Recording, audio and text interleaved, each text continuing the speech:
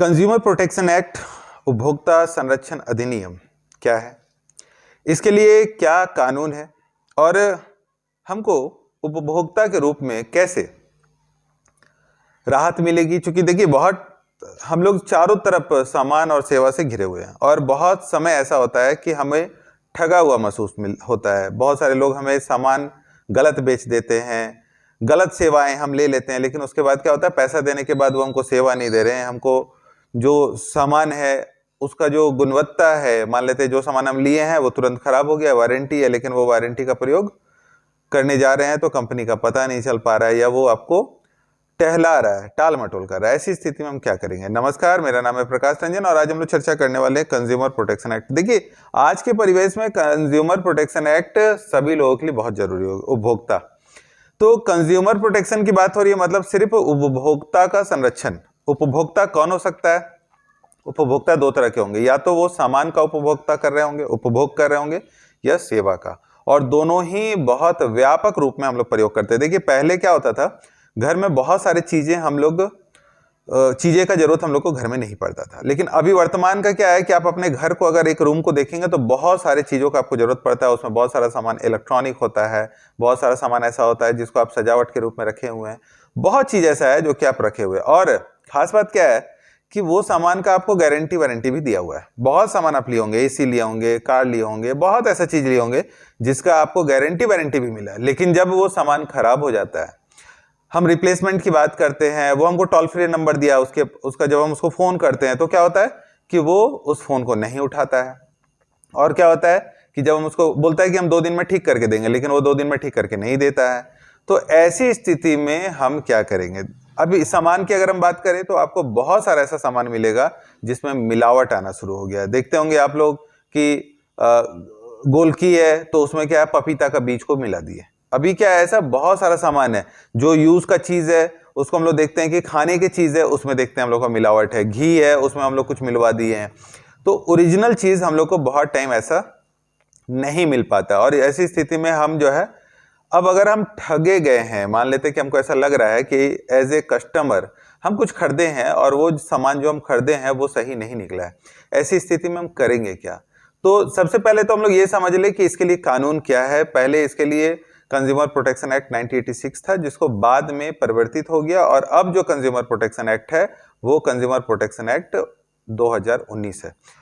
2019 में ये पास हो गया और प्रभावी हुआ 20 जुलाई 2020 को, मतलब 20 जुलाई 2020 को ये प्रभावी हो गया। ये सही बात है कि जिस समय से ये प्रभाव में आया है उस समय से कोरोना काल था और बहुत ज्यादा प्रचार प्रसार नहीं हो पाया, इसलिए बहुत सारे लोग इसके बारे में नहीं जान पाते हैं और ज्यादातर लोग अभी भी कंज्यूमर प्रोटेक्शन एक्ट 1986 को ही ध्यान में रखे हुए हैं। लेकिन इसके लिए नया कानून है कंज्यूमर प्रोटेक्शन एक्ट 2019, और अमेंडमेंट तो बार बार होता रहता है। अमेंडमेंट आता है, उसमें बहुत सारी चीजें हैं जिसको वो अमेंड करते रहते हैं।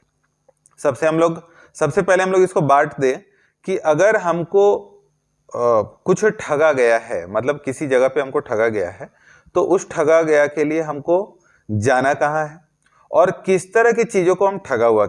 इसमें सबसे पहले हम लोग बात करेंगे कि जो सामान, वस्तु या सेवा, देखिए वस्तु और सेवा के लिए हम लोग बार बार बात कर रहे हैं, तो वस्तु और सेवा में हम लोग के पास क्या मापदंड है जिससे कि हम लोग ये तय करेंगे कि जो सामान हम लिए हैं या जो वस्तु लिए हैं वो सही है कि नहीं। उसके लिए सबसे जो महत्वपूर्ण हो जाता है वो होता है मात्रा। हम कोई सामान खरीद रहे हैं, पैकेट में लिखा हुआ है 100 ग्राम, लेकिन 100 ग्राम नहीं है। हम लिखा हुआ है 1 किलो, लेकिन वो 1 किलो नहीं है। तो अगर वो सामान जितना हम लोग लिखे हैं और वो मात्रा उसमें नहीं है, तो उसके लिए हम लोग, जो कंपनी है उसको हम लोग दोषी मानेंगे। दूसरा, उसका कीमत, गुणवत्ता, क्षमता, मानक और शुद्धता। अब कीमत के बाद हमारे पास क्या है, शुद्धता। मान लेते हैं हम कोई चीज लिए और हम उसको जब वजन किए तो देखिए 1 किलो की जगह पे 900 ग्राम है। उसी तरह से शुद्धता, जो चीज हम लिए हैं उसका प्रयोग नहीं हो पा रहा है।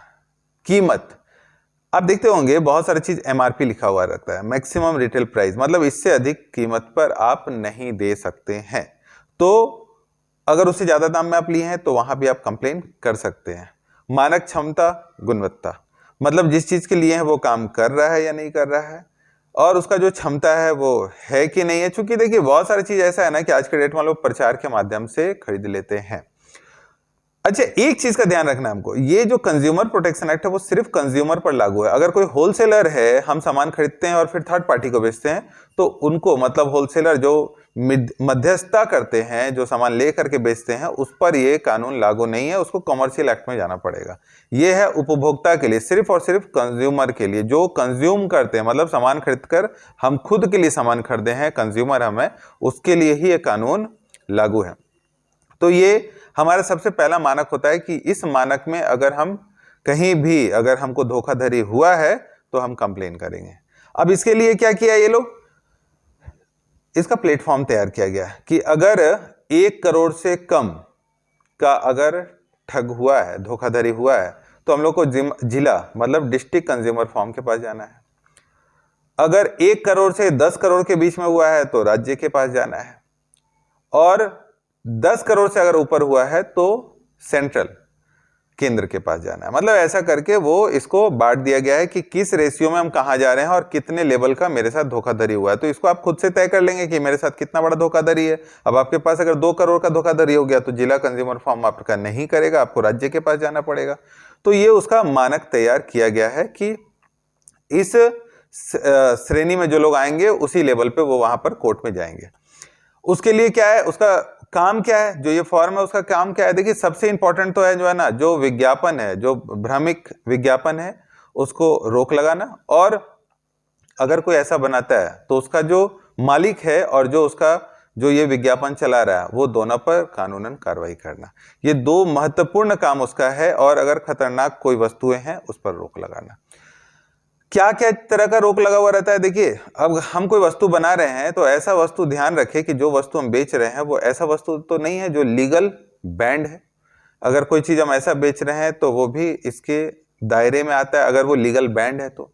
दूसरा, ऐसा चीज बना रहे हैं जो हानिकारक हो। देखिए बैंड तो नहीं है लेकिन हानिकारक, हम कोई चीज ऐसा दे दी आपको जो खाने से आपका तबियत खराब हो गया, आपका बीमारी हो गया, तो ऐसे चीज पर भी रोक लगाना उसका काम है। क्षमता गुणवत्ता तो उसको देखना ही है।